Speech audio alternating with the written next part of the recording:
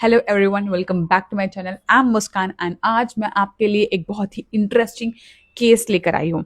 Yes, recently मैं एक newspaper पढ़ रही थी, द हिंदू। उसमें एक आर्टिकल था जो मैं आपसे डिस्कस करना चाहती हूँ। बहुत ही इंटरेस्टिंग केस है, you must listen to this. ये जो केस है ये पॉक्सो एक्ट के बारे में है।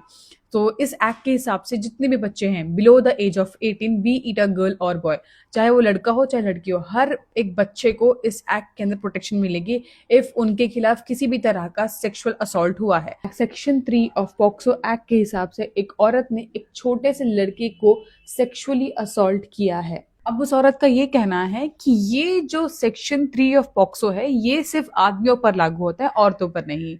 जी हाँ, exactly this was my reaction. क्योंकि लॉ में लिखा गया है, लॉ में द वर्ड ही वर्ड का इस्तेमाल किया, ये सिर्फ आदमियों को ही कवर करेगा, औरतों को नहीं। अब हमारे जो लड़के हैं वो कहेंगे हम तो लड़के हैं, हमारे साथ ऐसे ही होता है। यार रुक जाओ, ठीक है, अभी केस खत्म नहीं हुआ है, ला रहे, रुक जाओ, the case is not over yet. So the biggest question is that क्या पॉक्सो जेंडर न्यूट्रल है या नहीं। जैसे कि हमने स्टार्टिंग में डिस्कस किया था कि ये जो लॉ है वो लड़का और लड़की दोनों को इक्वल ही प्रोटेक्ट करेगा। सो वो हमने विक्टिम के कंटेक्स्ट में बात की थी। अब जो परपिट्रेटर है, जो मुजरिम है, क्या उसके लिए भी ये लॉ उसी तरह से काम करेगा?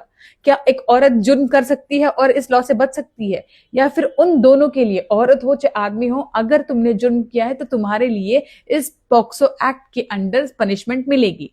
सो let's see that. As per the section 13 of gender clauses, इसके हिसाब से जब भी लॉ में ही वर्ड का इस्तेमाल होगा तो उसमें शी भी इंक्लूड होगा। So he includes the word she, which makes POXO Act as gender neutral.